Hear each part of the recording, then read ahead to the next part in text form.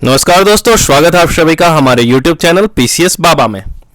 दोस्तों, जैसा कि पिछले वीडियो में मैंने बताया था कि हम पूरी की पूरी पॉलिटी की सीरीज़ ख़त्म करेंगे।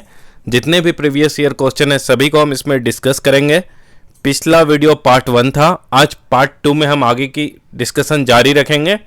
और ये टोटल अगर आप पढ़ लेते हो 4-5 पार्ट में जितने भी आएंगे तो बस इतने ही क्वेश्चन नहीं, इससे रिलेटेड और भी 2-4 जितने भी क्वेश्चन हैं मैं सब आपको इसमें करा दूंगा। कम से कम आपका 70 to 80% ऑफ द पॉलिटी इसी में ख़त्म करने की कोशिश करूंगा और ये होगा भी। इसीलिए शुरू से अंत तक बहुत ही कंसंट्रेशन के साथ पूरी की पूरी वीडियो देखना, फिर क्वेश्चन लगाना कहीं भी जाके आपको अच्छे क्वेश्चन सॉल्व होते हुए दिखेंगे। तो विदाउट वेस्टिंग टाइम आज हम आगे बढ़ते हैं। तो पहला क्वेश्चन है हमारा, इससे पहले वाले पार्ट में हमने 20 तक देख लिया था। अगर उस आप लोग नहीं देखा है तो ये देख लेना, मैं इसके लिंक को पिन कर दूंगा यहाँ पे, ठीक है। तो अब क्वेश्चन नंबर 21 आ गया। क्वेश्चन है creation of a new state. अगर हम कोई नया राज्य बनाते हैं, उससे पहले मैं आपको कुछ बता दे रहा हूँ। जैसे लास्ट ही में मैंने आपसे पूछा था कि जो शेड्यूल वाला है कि किस शेड्यूल में क्या क्या है, फर्स्ट शेड्यूल, 10th शेड्यूल, तो एक शॉर्ट क्रिस्पी रिवाइज करा देता हूँ आपको। फर्स्ट शेड्यूल में क्या होता है, जैसे कि आपने कोई नया स्टेट बनाया, यूनियन टेरिटरी बनाया, तो उससे रिलेटेड उसका नाम पूरा का पूरा लिस्ट आपका मेंशन रहेगा first schedule of the constitution. मतलब उसमें रहेगा list of state and union territory total का टोटल। फिर सेकेंड शेड्यूल में आपका रहेगा प्रोविजन फॉर प्रेसिडेंट हो गया, गवर्नर हो गया, स्पीकर हो गया, इन सब के बारे में जितना प्रोविजन होता है, क्या क्या डिटेल में उनके बारे में आपके सेकेंड शेड्यूल में मेंशन रहेगा। थर्ड शेड्यूल में आपका मेंशन रहेगा ओथ एंड एफर्मेशंस, ठीक है, शपथ रिलेटेड जितना भी चीज होता है। उसके बाद फोर्थ शेड्यूल में रहेगा allocation of seat in Rajya Sabha. Fifth schedule में रहेगा कि administration and control of schedule and tribal areas, schedule और ट्राइबल एरियाज का कैसे एडमिनिस्ट्रेशन करना है, कैसे कंट्रोल करना है। और सिक्स्थ शेड्यूल जो रहेगा वो tribal areas of Assam, Tripura, Meghalaya और मिजोरम। बात किया जा रहा है लद्दाख का भी डिमांड है कि हमें भी 6 शेड्यूल में रखना चाहिए। अब आगे देखो क्या होता है इस पे। 7th शेड्यूल में 3 तरह के लिस्ट होते हैं, यूनियन लिस्ट, स्टेट लिस्ट और कंकरेंट लिस्ट। जो मैंने आपको प्रीवियस लेक्चर में बताया था, यूनियन लिस्ट जिसमें यूनियन लॉ बनाती है, स्टेट में स्टेट लॉ बनाती है, और कंकरेंट में दोनों बनाते हैं। उसके बाद जो 8th शेड्यूल है उसमें रिकॉग्नाइज लैंग्वेजेस टोटल जितने भी इंडिया के वो रहेंगे आपको। 9th शेड्यूल में कुछ एक्ट एंड रेगुलेशन, जैसे बहुत सारे आप देखोगे कि तमिलनाडु ने जो रिजर्वेशन वाला बनाया था उसको 9th शेड्यूल में डाल दिया था, लैंड रिफॉर्म वाले को भी 9th शेड्यूल में डाल दिया गया था। तो ये सब कुछ कुछ नियम कानून वो सब 9th शेड्यूल में डाले हुए हैं। 10th शेड्यूल में आपका है anti defection law, 11th schedule में है पंचायती राज और 12th शेड्यूल में है म्युनिसिपैलिटी, ठीक है। तो ये आपका पूरा का पूरा शेड्यूल खत्म हो गया। इसको याद रखना, एग्जाम में कहीं ना कहीं इससे क्वेश्चन पूछते हैं। तो क्रिएशन ऑफ न्यू स्टेट पढ़ना ऐसे, जैसे यहाँ न्यू स्टेट मतलब याद आ जाना चाहिए आपको कि हाँ भैया हम शेड्यूल 1 की बात कर रहे हैं, क्योंकि जब भी कोई न्यू स्टेट बनेगा तो शेड्यूल 1 में चेंजेस होंगे। उसके बाद है creation of new state dash majority for constitutional amendment. मतलब कोई नया स्टेट हम बनाते हैं तो किस तरह का मेजोरिटी हमें रिक्वायर्ड होता है कॉन्स्टिट्यूशनल अमेंडमेंट के लिए। तो कॉन्स्टिट्यूशनल अमेंडमेंट मैंने आपको बताया था किस आर्टिकल में आता है, आर्टिकल 368 में आपका मेंशन रहता है कि कॉन्स्टिट्यूशन में अमेंडमेंट कैसे किया जाएगा, ठीक है। इससे रिलेटेड भी बहुत सारे केसेस थे, उसको भी याद रख लेना। शंकरी प्रसाद case, Sajjan Singh case, Keshav Nanda Bharti case, ये सब मैं बाद में आपको एक डिटेल वीडियो में पूरा लिस्ट दे दूंगा, क्योंकि उससे भी क्वेश्चन आते हैं कि केशव नंदा भारती के केस के जजमेंट में क्या आया था, उसमें कितना बेंच ऑफ जजेस थे, तो वो से भी आप भी पढ़ना होता है आपको। तो जब मेजोरिटी का हम बात करते हैं तो जब भी हम सबसे पहले ये समझना होगा कि मेजोरिटी कितने टाइप के होते हैं और क्या क्या होते हैं। जैसे वोटिंग होगी तो इफेक्टिवली हम देखेंगे तो 4 तरह के मेजोरिटी होते हैं, ठीक है। एक मिनट, जो होता है आपका मेजोरिटी, ठीक है। अगर हम मेजोरिटी देखते हैं तो पहले हो गया सिंपल मेजोरिटी, दूसरा हो गया एब्सोल्यूट मेजोरिटी, तीसरा हो गया स्पेशल मेजोरिटी, उस पे बाद चौथा हो गया इफेक्टिव मेजोरिटी, ठीक है। तो ये कुछ कुछ मेजोरिटी है जो आपको एग्जाम में क्वेश्चन पूछ दिए जाते हैं।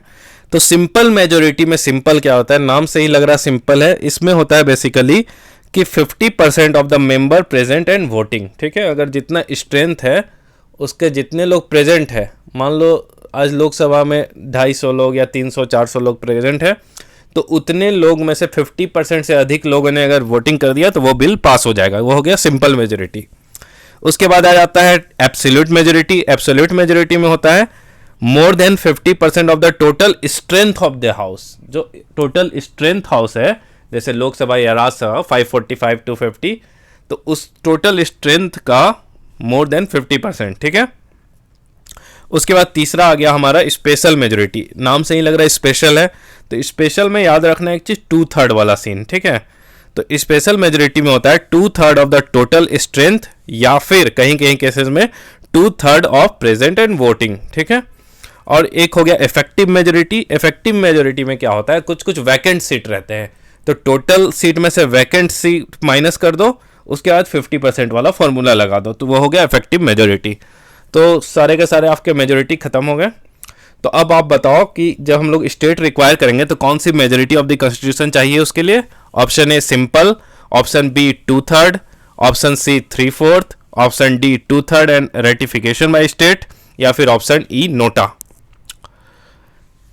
तो देखो, अगर ऑप्शन डी की हम बात करें, रेटिफिकेशन बाय स्टेट, अगर कुछ उस तरह का अमेंडमेंट होता है, जैसे कि अगर हम सुप्रीम कोर्ट के पावर को चेंज करने में प्रोविज़न हाई कोर्ट से रिलेटेड, या फिर यूनियन और एक स्टेट के पावर में चेंजेस को लेके कुछ अगर अमेंडमेंट लाते हैं, तो उन सब केसेस में हमें स्टेट से रेटिफिकेशन की ज़रूरत पड़ती है।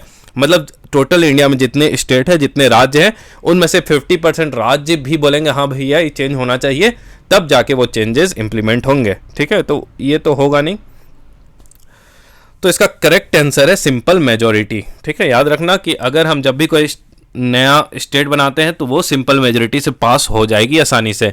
इसमें और क्या क्या हो सकते हैं, alteration of name and boundary of the state करना है, नया स्टेट बनाना है, या फिर एबोलिशन करना है लेजिस्लेटिव काउंसिल। जैसे लेजिस्लेटिव असेंबली तो हो गया, और लेजिस्लेटिव काउंसिल तो ऑप्शनल रहता है, तो उसको अगर आपको एबोलिशन करना है तो वो भी सिंपल मेजोरिटी से हो जाएगा।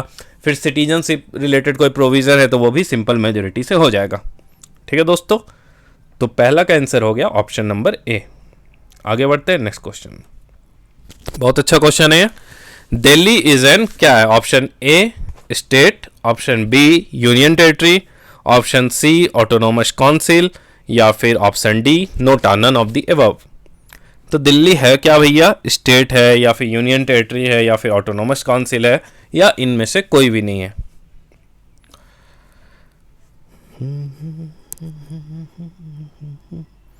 ठीक है,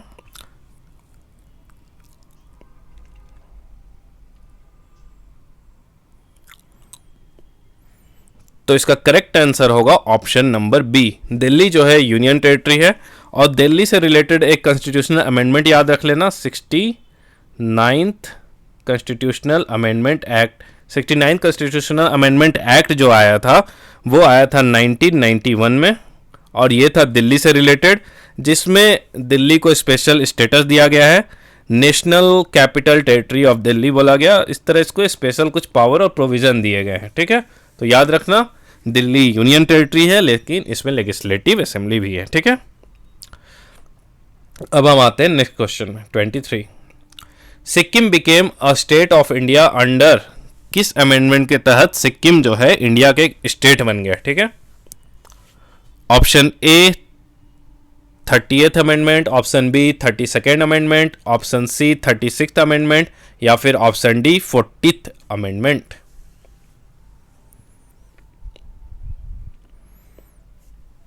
तो इसका करेक्ट आंसर हो जाएगा कि जो सिक्किम था वो 36th अमेंडमेंट के तहत इंडिया का एक प्रॉपर स्टेट बन गया। ठीक है, तो 23 का आपका आंसर हो जाएगा option number C, 36th constitutional amendment act.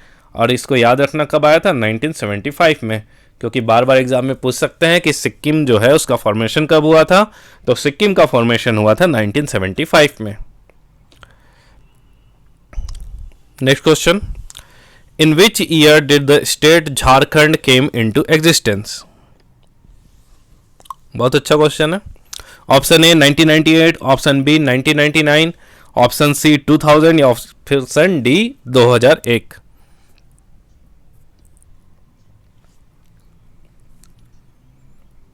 देखो 2000 में 3 चीज़ हुई थी, ठीक है। 2000 में 3 स्टेट का फॉर्मेशन हुआ था। एक हो गया छत्तीसगढ़, दूसरा हो गया उत्तराखंड और तीसरा हो गया झारखंड, ठीक है। तो 2000 में 3 स्टेट का फॉर्मेशन हुआ, इसको याद रखना। 1 नवंबर 2000 को हुआ था छत्तीसगढ़ का फॉर्मेशन, 9 नवंबर को हुआ था उत्तराखंड का फॉर्मेशन और 15 नवंबर 2000 को हुआ था झारखंड का फॉर्मेशन। तो इसका करेक्ट आंसर है ऑप्शन सी 2000, ठीक है। Next question. अच्छा, यहाँ डिटेल आपको दिया हुआ है किस किस स्टेट का कब फॉर्मेशन हुआ था। 1960 में महाराष्ट्र, गुजरात, बॉम्बे से अलग हुए थे। 1963 में नागालैंड का फॉर्मेशन हुआ था। 1966 में हरियाणा, चंडीगढ़, हिमाचल प्रदेश फ्रॉम पंजाब प्रोविंस, ठीक है। 1972 में मणिपुर, त्रिपुरा और मेघालय बने थे। 1975 में सिक्किम बना था 36 कॉन्स्टिट्यूशनल अमेंडमेंट एक्ट के तहत। 1987 में मिजोरम, अरुणाचल प्रदेश और गोवा बना था। 2000 में छत्तीसगढ़, उत्तराखंड और झारखंड बने थे और 2014 में तेलंगाना बना था, ठीक है। तो याद रखना पूरा स्टेट का फॉर्मेशन एग्जामिनेशन में आ सकते हैं। Question number 25, Bihar is an Indian state was formed in the year. आपको बताना है इसका करेक्ट आंसर क्या होगा। जो बिहार का जब भी बात होता है ना, तो बिहार में 3 डेट हमेशा याद रखना, 1912, 1936 और 2000, ठीक है। 3 आपको ईयर याद रखने हैं 25, मतलब बिहार के केस में 1912, 1936 और 2000, ठीक है।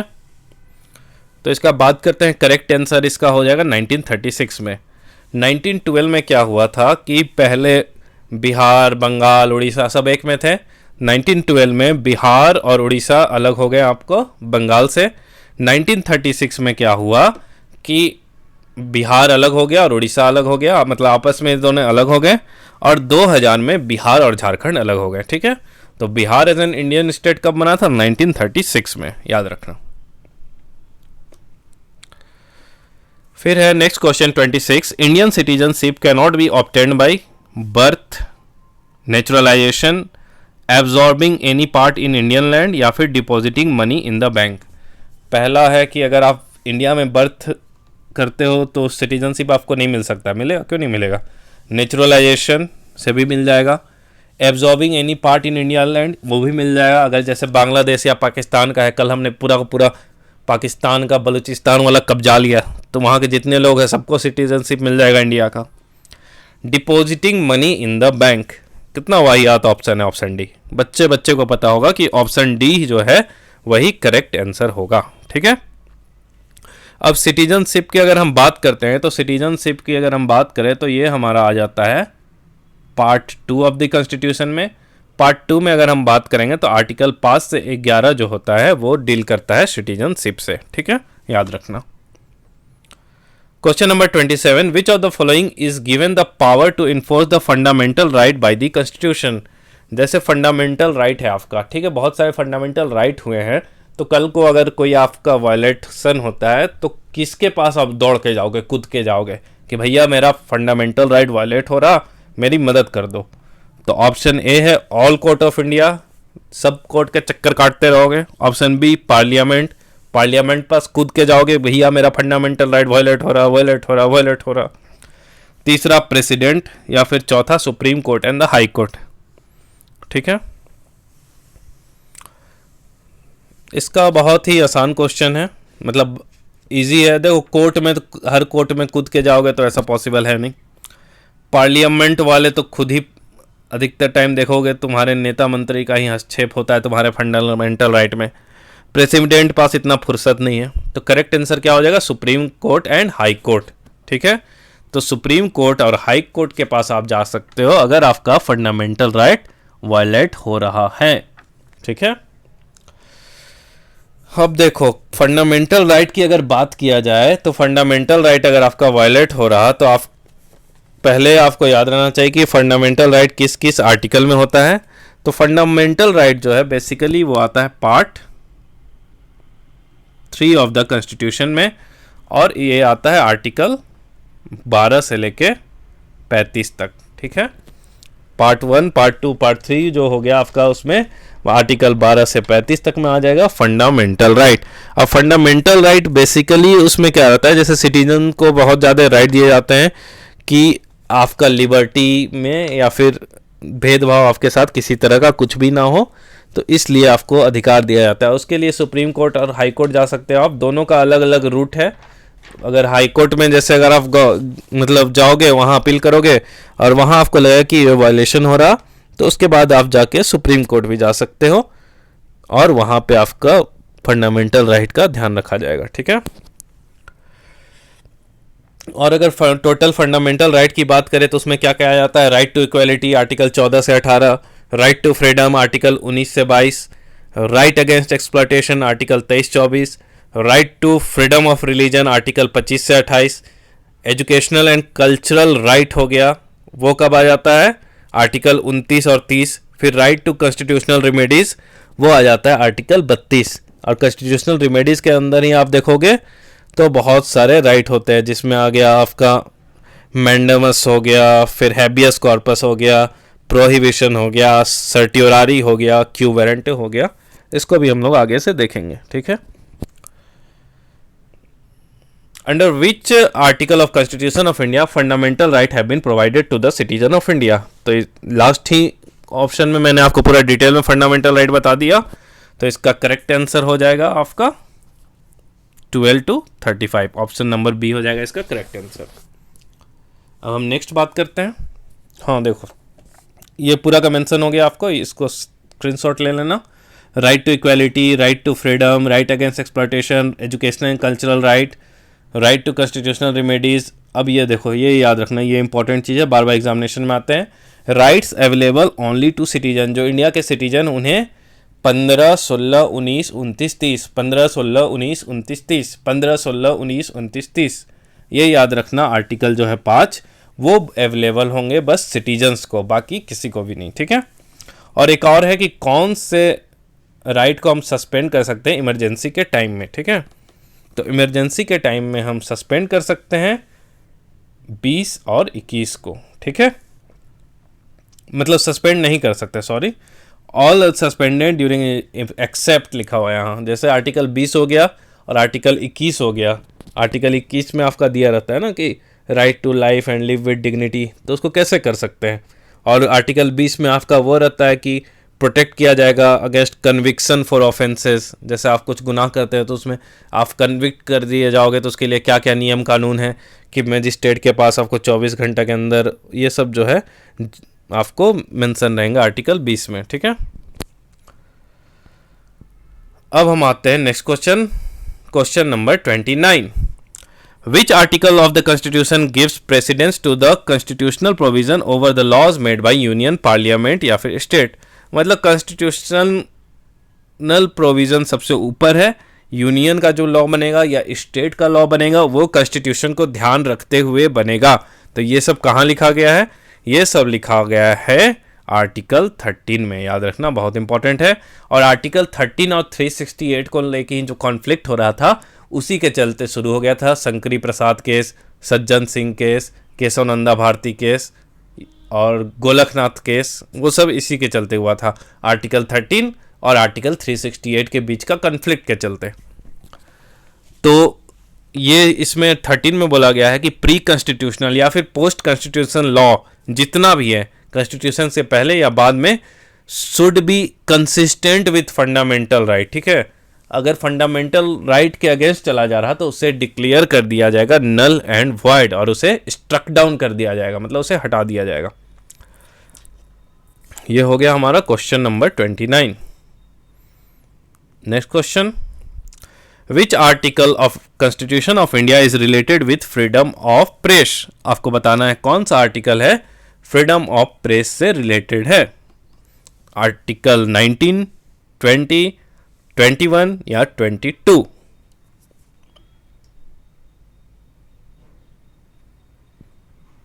बोलो। देखो, पहले बात करते हैं आर्टिकल 21। तो आर्टिकल 21 है life and live with dignity, ठीक है।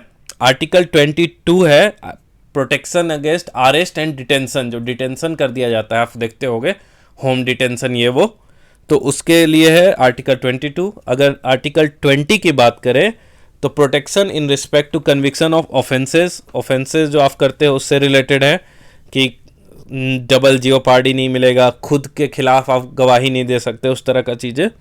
और आर्टिकल 19 में आपका आता है freedom of speech and expression. तो आर्टिकल 19 में आ गया freedom of speech and expression, तो इसका करेक्ट आंसर क्या हो जाएगा? आर्टिकल 19, क्योंकि प्रेस के थ्रू आप क्या कर रहे हो? अपना फ्रीडम को एक्सप्रेस कर रहे हो ना। किस चीज़ का फ्रीडम? स्पीच का और एक्सप्रेशन का। Question number 31, which of the following constitutional remedies is also known as postmortem? किसको हम बोलते हैं पोस्टमार्टम? तो इसका ऑप्शन है prohibition, mandamus, certiorari, quo warranto या फिर नन ऑफ द एबव, ठीक है। हैबियस कॉर्पस कहीं भी नहीं है। अब देखो क्या क्या हो गया। प्रोहिबिशन मतलब प्रोसीडिंग चलते आ रहा और उस बीच में तुम बोल दोगे कि भैया तुमको ये डिसीजन देने के लिए तुम क्वालिफाइड नहीं हो और उसको स्ट्रक डाउन कर दो, ठीक है। मैंडेमस मतलब कोई म्यूनिसिपैलिटी वाला काम हम नहीं कर रहा तो तुम उसको क्वेश्चन करोगे भैया काम क्यों नहीं कर रहे हो तुम। फिर आ गया सर्टियोरारी मतलब हो गया कि रिजल्ट दे दिया है लोअर कोर्ट ने और अपर कोर्ट से स्ट्रक डाउन कर देगा। क्यू वेरेंटो मतलब हो गया कि तुम उससे पूछोगे भैया तुम जो ये पोस्ट ऑक्युपाई किए हुए हो तो इसका तुम्हारे पास क्वालिफिकेशन है, तो नाम से ही पोस्ट आ गया तो पोस्टमार्टम यहीं आ गया, ठीक है। 31 का आंसर हो गया ऑप्शन नंबर डी, ठीक है। अब आ गया 32, which of the following is not a fundamental right? इसमें कौन सा अभी फंडामेंटल राइट नहीं है? Option A right to constitutional remedies, भैया ये तो हार्ट एंड सोल है इंडियन कॉन्स्टिट्यूशन का, B.R. अम्बेडकर जी ने कहा था इसे, तो ये तो होगा ही, ठीक है। दूसरा है राइट टू प्रॉपर्टी, पता नहीं भाई। तीसरा राइट टू पीसफुल असेंबली, ठीक है। राइट टू पीसफुल असेंबली भी तो है अपना, जो हम पीसफुल ऑफ असेंबली कर सकते हो लेकिन हड़ताल नहीं कर सकते हो, याद रखना। प्रोटेस्ट असेंबली करना, प्रोटेस्ट करना और हड़ताल करना दोनों अलग अलग चीज़ है। तो पीसफुल असेंबली भी आता है फंडामेंटल राइट में। Right to free movement all over the country वो भी अलाउड है। तो ऑप्शन इसका हो जाएगा option number B, right to property पहले फंडामेंटल राइट में था लेकिन अब इसको डाल दिया गया है आर्टिकल 300A में और अब ये बन गया है फंडामेंटल राइट से क्या बन गया है? LEGAL, लीगल राइट, ठीक है। फंडामेंटल राइट था पहले, अब ये लीगल राइट बन गया है और ये सब किया गया 44th कॉन्स्टिट्यूशनल अमेंडमेंट एक्ट 1978, ठीक है। 42 के बाद जो हुआ था 44th कॉन्स्टिट्यूशनल अमेंडमेंट एक्ट 1978 के तहत जो राइट टू प्रॉपर्टी था उसको फंडामेंटल राइट से हटा के लीगल राइट बना दिया गया था और उसको आर्टिकल 300A में डाल दिया गया, ठीक है। अब हम आते हैं question number 33, which of the fundamental right are available to Indian citizen and not to alien, ठीक है। कौन सा ऐसा जो इंडियन सिटीजन को मिलेगा, एलियन जो बाहर के आदमी है उसको नहीं मिलेगा, ठीक है। तो option A freedom of speech and expression, option B equality before law, option C right of minorities या फिर option D protection of life and liberties.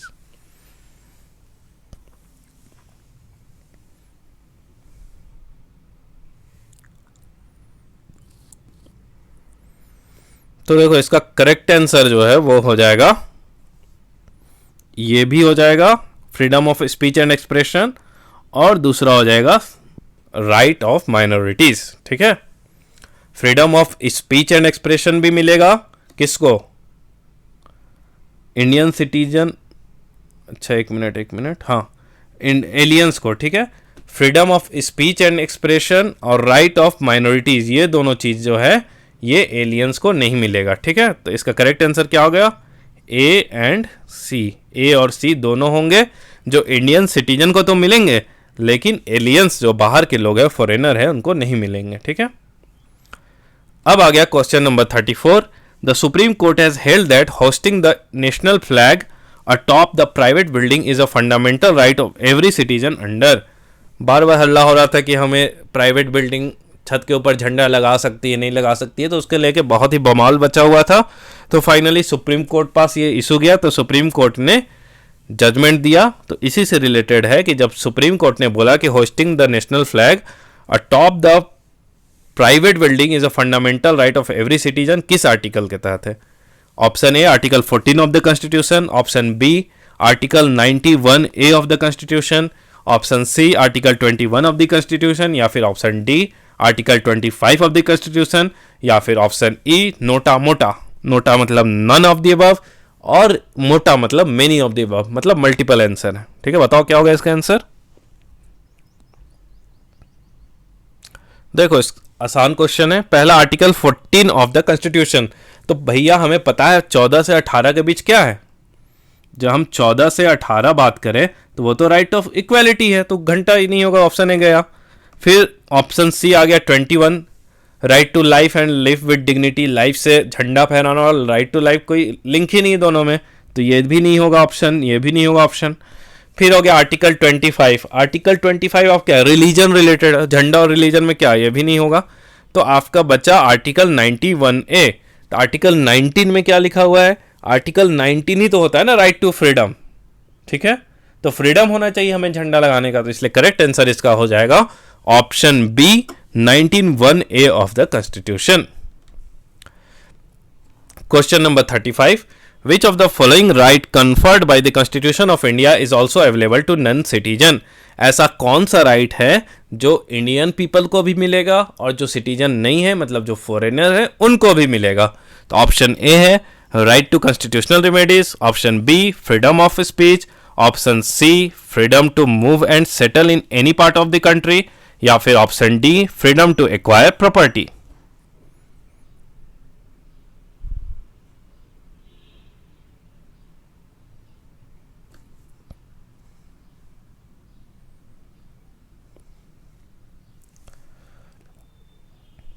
देखो इसका फ्रीडम ऑफ स्पीच तो हमने पहले ही क्वेश्चन में देख लिया था कि वो एलियंस को नहीं मिलेगा। Freedom to move and settle any part of the country, ये भी नहीं मिलेगा। फ्रीडम टू एक्वायर प्रॉपर्टी, ये भी नहीं मिलेगा, नहीं तो पूरा देश ही खरीद लेंगे ये लोग। तो इसका बच गया क्या? Option number A right to constitutional remedies, क्योंकि उन्हें कुछ कुछ फंडामेंटल राइट मिले हैं ना फॉरेनर को, तो उनका अगर फंडामेंटल वायलेट होगा तो वो वही तो जा सकते हैं ना सुप्रीम कोर्ट, हाई कोर्ट। ठीक है, तो ये हो गया इसका correct answer option number A. Question number 36, when was the right to education added through the amendment in the constitution of India? Right to education जो था, बार बार हल्ला जब किया गया कि भैया एजुकेशन को भी फंडामेंटल राइट बनाओ, तब इसे ऐड कर दिया गया फंडामेंटल राइट में। तो आपको बताना है कि ये कब ऐड कर दिया गया था फंडामेंटल राइट में और किस आर्टिकल में किया गया था। ठीक है, तो आपका ऑप्शन है 1 अप्रैल 2010, 1 अगस्त 2010, 1 अक्टूबर 2010, या फिर 1 दिसंबर 2010। बीपीएससी बहुत ही मतलब फैक्ट पे बहुत ज़्यादा भरोसा करता है, इसलिए वो आपको एग्जैक्ट डेट भी याद रखने को बोलेगा। थोड़ा टफ है, लेकिन आपको याद तो करना पड़ेगा क्योंकि कंपटीशन बहुत टफ है और बीपीएससी को डेट पूछने में बहुत मज़ा आता है। तो इसका करेक्ट आंसर होगा 1 अप्रैल 2010। ठीक है, 36 का करेक्ट ऑप्शन ए। ठीक है, इसमें क्या हुआ था देखो, 86 कॉन्स्टिट्यूशनल अमेंडमेंट एक्ट जब आया, कब आया ये? 2002। ठीक है, 86 कॉन्स्टिट्यूशनल अमेंडमेंट एक्ट 2002 आया, तो उसने क्या किया, आर्टिकल 21A ले आया। ठीक है, आर्टिकल 21 था right to live and live with dignity. तो भैया तुम अगर पढ़े लिखे नहीं हो, शिक्षित नहीं हो, तो डिग्निटी से कैसे रह पाओगे? तो इसलिए इसको डाल दिया गया 21A में। इसमें बोला गया फ्री एंड कंपलसरी एजुकेशन, कब से कब तक? 6 से 14 साल के बच्चों तक। ठीक है, तो याद रखना। तो राइट टू एजुकेशन कब आया था? 2010 में आया, 1 अप्रैल को आया। और इसकी न्यू कब रखी गई थी? तो 86 कॉन्स्टिट्यूशनल अमेंडमेंट एक्ट 2002 में जब आया, तो आर्टिकल 21A इंसर्ट किया गया, बोला 6 से 14 साल के बच्चों तक को फ्री एंड कंपलसरी एजुकेशन तुम प्रोवाइड करो। और ये लागू करते करते सरकार को 8 साल लग गए। उसके बाद है question number 37, which one of the following is a human right as well as a fundamental right under the constitution of India? Option A right to information, option B right to work, option C right to education, या फिर option D right to housing.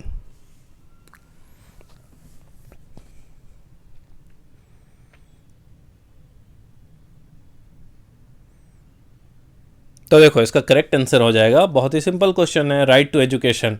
ये human right भी है और fundamental भी right है, ठीक है, इसमें तो कोई डाउट नहीं होना चाहिए। Question number 38, the concept of welfare state is included in the constitution of India. जो कॉन्स्टिट्यूशन है इंडिया का, उसमें वेलफेयर स्टेट के बारे में कहाँ लिखा गया है? क्योंकि देखो बहुत सारे जब ये लोग हल्ला करते रहते हैं प्राइवेटाइजेशन कर दो, ये कर दो, वो कर दो, तो वहीं पे बार बार डीपीएसपी आ जाता है। डीपीएसपी में लिखा ही गया है कि आपको लोगों को, सरकार का काम है कि लोगों को एम्प्लॉयमेंट दे, प्रॉपर हेल्थ केयर फैसिलिटीज़ दे, एजुकेशन दे और जस्टिस का प्रॉपर ध्यान रखा जाए। ये सब डीपीएसपी में ही हमारा मेंशन है। तो इस तरह बोला गया डीपीएसपी में कि प्राइवेटाइजेशन करना है तो सरकार करे, लेकिन उतना भी ना कर दे जो आम आदमी का वेलफेयर है वो ख़त्म हो जाए, ठीक है।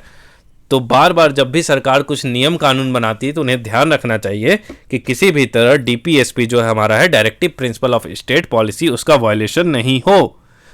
तो अब हम ऑप्शन में आते हैं कि ये कॉन्सेप्ट कहाँ पे मेंशन है, वो तो मैंने आपको जवाब में ही बता दिया, डीपीएसपी, ठीक है, directive principle of state policy. Directive principle, directive मतलब क्या? डायरेक्शन देना। तो किसको डायरेक्शन देना भैया? जो गवर्नमेंट है उसी को डायरेक्शन देंगे ना। तो डायरेक्शन देंगे हम गवर्नमेंट को कि तुम ऐसे तानाशाही मत करो, अपने मन पसंद अनुसार नियम कानून मत बनाओ, कॉन्स्टिट्यूशन को पढ़ो। बाबा साहेब अम्बेडकर ने पूरी ज़िंदगी झोंक दी इस कॉन्स्टिट्यूशन बनाने के लिए, और भी विद्वानों लोग थे। तो भैया उसको अच्छे से पढ़ो, क्या क्या वो कहता है, फिर उसी के अरेना में रह के, उसी के सर्कल में आप नियम कानून बनाओ, ठीक है। तो क्वेश्चन नंबर 39 हो गया आपका, Panchayati Raj system in India is laid down. Panchayati Raj system के बारे में कहाँ पे लिखा गया है, कहाँ पे कहा गया है, ठीक है। Fundamental rights, fundamental duties, directive principle of state policy, या फिर इलेक्शन कमीशन एक्ट।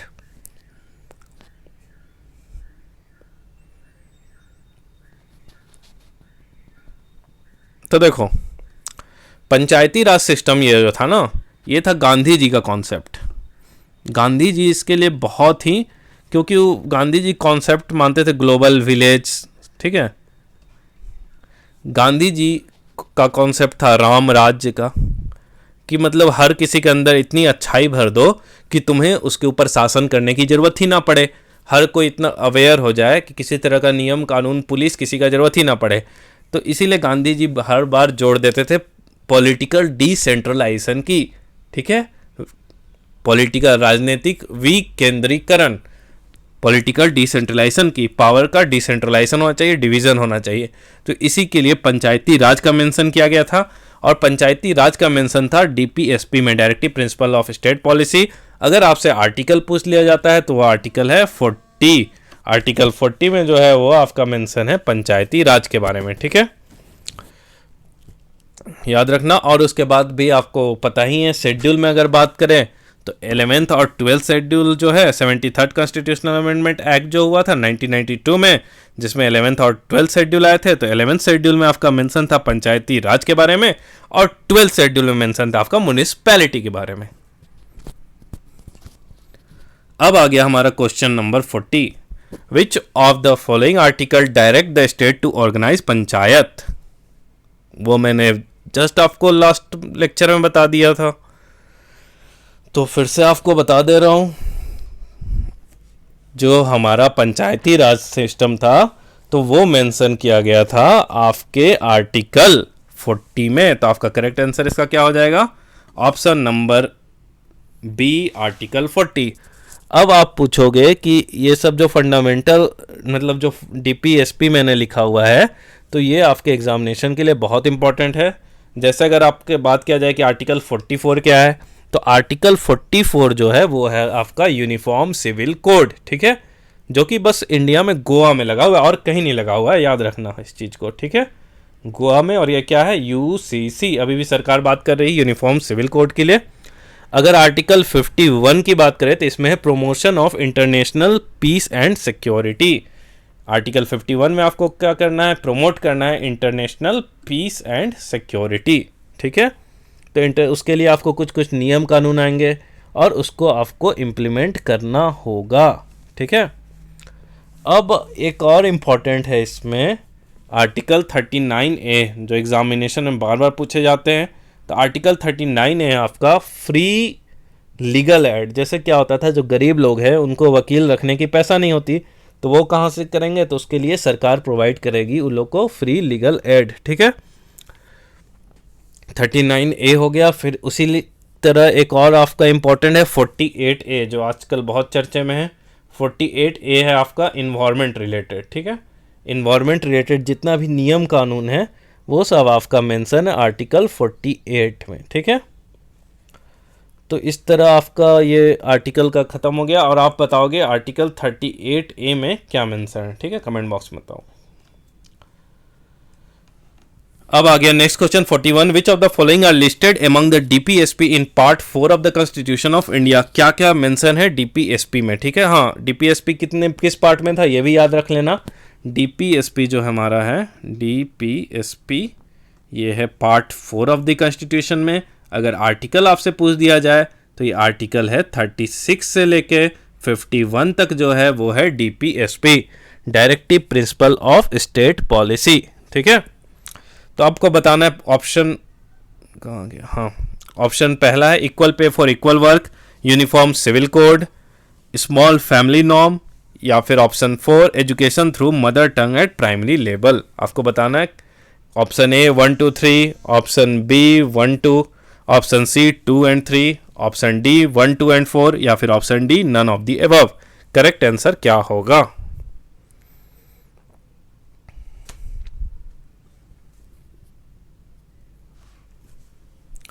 तो इसका करेक्ट आंसर हो जाएगा ऑप्शन नंबर बी 1 एंड 2, मतलब equal pay for equal work का मेंशन है और यूनिफॉर्म सिविल कोड का मेंशन है। यूनिफॉर्म सिविल कोड का तो मैंने आपको बताया आर्टिकल 44 में।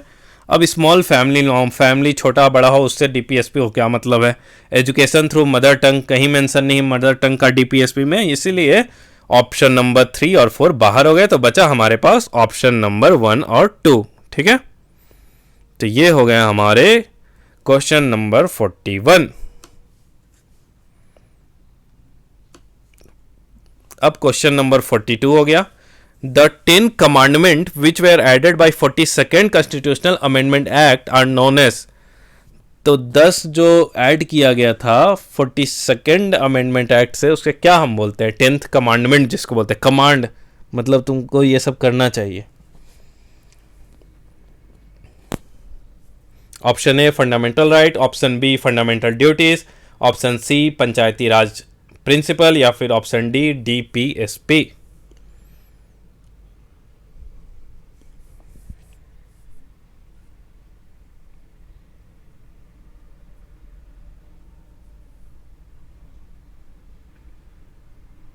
देखो इसका करेक्ट आंसर हो जाएगा ऑप्शन नंबर कहाँ गया, हाँ, बी फंडामेंटल ड्यूटीज।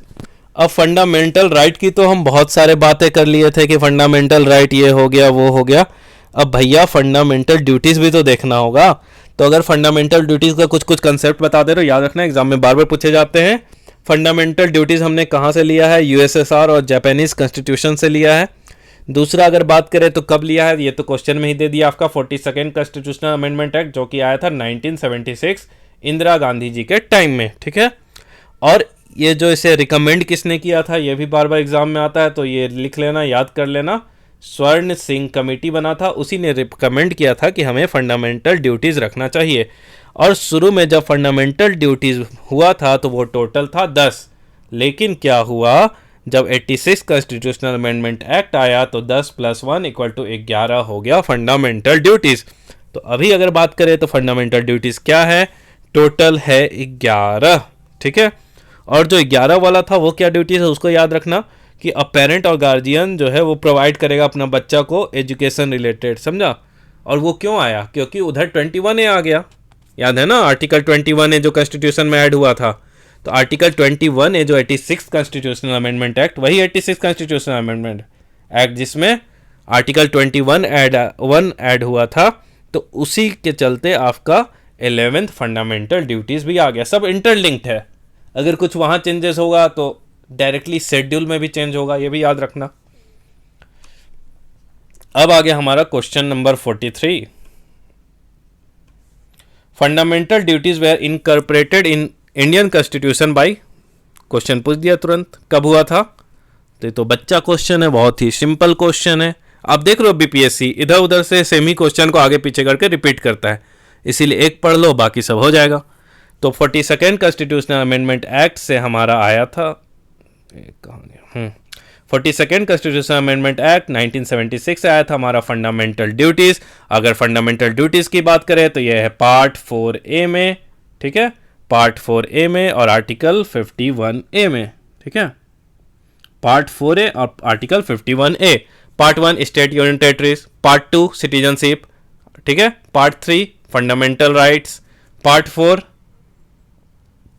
वो हो गया ना डीपीएसपी 36 से 51, 36 से 51, part 4A fundamental duties article 51 है, ठीक है। इस तरह पार्ट सब याद हो गया आपको, पार्ट 1, पार्ट 2, पार्ट 3, पार्ट 4, ठीक है। अब हम याद करते हैं, मतलब नेक्स्ट क्वेश्चन की ओर बढ़ते हैं। 44 विच of the following is a fundamental duty in India. अब इसमें पूछ रहा कौन सा फंडामेंटल ड्यूटीज है आपका। Separation of judiciary from executive, क्या बेहुदा ऑप्शन है, बच्चा बच्चा इसको काट देगा। ये ड्यूटीज कहाँ से हो गया मेरा, ये कुछ हद तक ड्यूटी भी होगा तो वो तो लेजिस्लेचर का ड्यूटी होगा, हमारा थोड़े ना ड्यूटी है। Option B to value and preserve rich heritage of India, हाँ भैया ये हो सकता है। Option C free and compulsory education, ये तो स्टेट का काम है, हम कहाँ से कर सकते हैं। Option D abolition of untouchability, भैया एबोलिशन ऑफ अनटचेबिलिटी हमारा काम थोड़ा ना है, ये तो स्टेट कुछ उसके लिए नियम लाएगी, कानून लाएगी, तब ना जाके अनटचेबिलिटी खत्म होगा, नहीं तो अनटचेबिलिटी कभी खत्म होने ही वाला नहीं है। अब देखो अनटचेबिलिटी आ गया तो एक और चीज़ आपको बता देता हूँ, दो आर्टिकल याद रखना, आर्टिकल 17 और आर्टिकल 18, बार बार एग्जामिनेशन में क्वेश्चन आते हैं। आर्टिकल 17 में मेंशन किया गया है कि हमें अनटचेबिलिटी को हटा देना है, ख़त्म कर देना है, समझा, जो अनटचेबिलिटी का फॉलो कर रहे हैं उसके पनिश करना है। और आर्टिकल 18 में कहा गया है कि टाइटल हमें एबॉलिश करना है, जैसे हो गया महाराजा, ये राजा धीराजा महाराजा, ठीक है, इस तरह के टाइटल आपको नहीं रखने हैं, बस केवल एकेडमिक टाइटल रखना है। मिलिट्री जो टाइटल लेफ्टिनेंट कर्नल वो रखना है, फिर डॉक्टर हो गया, उस तरह के टाइटल आपको रखने हैं, बाकी किसी तरह का टाइटल नहीं रखना है। तो दो आर्टिकल याद रखना, article 17 untouchability, article 18 title 18, title 18, title 18 title, ठीक है, 17 अनटचेबिलिटी, 17 तरह के, ऐसे याद रखना कि समाज में 17 तरह के अनटचेबिलिटी होते थे, बस हो गया। अब question number 45, if there is any dispute regarding presidential election it can be referred to. भैया अगर प्रेसिडेंट का इलेक्शन हो रहा, उसमें कुछ घपलाबाजी हो गया तो किसके पास कूद के जाओगे तुम, यही पूछ रहा है क्वेश्चन में, ठीक है।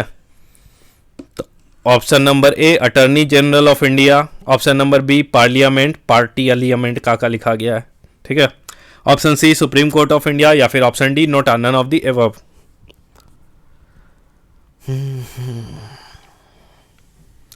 तो देखो सिंपल बच्चा क्वेश्चन, अटर्नी जनरल क्या है भैया, अटर्नी जनरल कुछ है थोड़ी ना, आर्टिकल 76, ठीक है। जब अटर्नी जनरल का कुछ भी नाम आ जाए कुछ याद मत रखो, आर्टिकल 76 याद रखो, क्योंकि बहुत इंपॉर्टेंट है ये सब कॉन्स्टिट्यूशनल बॉडीज है, जितने भी कॉन्स्टिट्यूशनल बॉडीज मेंशन है तुम्हारे, उसके तुमको आर्टिकल याद रखने ही होंगे, ठीक है।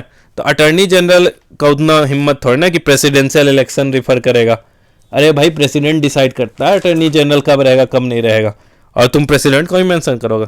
ऑप्शन बी हो गया पार्लियामेंट, ऑप्शन सी हो गया सुप्रीम कोर्ट। पार्लियामेंट थोड़ा ना उतना जजमेंट कर सकता है, पार्लियामेंट जब इम्पीचमेंट का आएगा प्रेसिडेंट का, तब यहाँ से पास करो, उतना मेजोरिटी इतना मेजोरिटी, ऐसे करके खत्म हो जाएगा।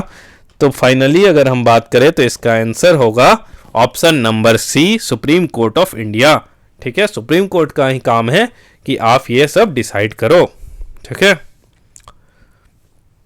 अब आ गया next question 46, the president of India can be removed from his post.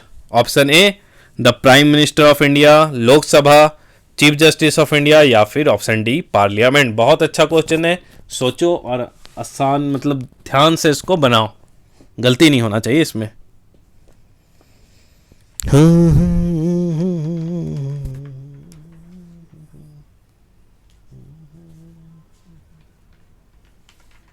देखो अगर हम बात करते हैं कि प्राइम मिनिस्टर ऑफ इंडिया, तो प्रेसिडेंट खुद ही अपॉइंट करता है इन लोगों को, तो प्रेसिडेंट का इतना, मतलब प्राइम मिनिस्टर का इतना पावर थोड़ा ना कि प्रेसिडेंट को रिमूव कर सके, या फिर लोकसभा का भी इतना पावर नहीं है क्योंकि प्रेसिडेंट को रिमूव कर सके, ठीक है।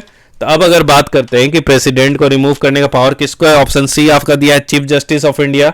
भैया प्रेसिडेंट ही तो है, उसे अपॉइंट करता है, तो प्रेसिडेंट को कैसे ये रिमूव कर सकता है, ये भी गलत हो गया।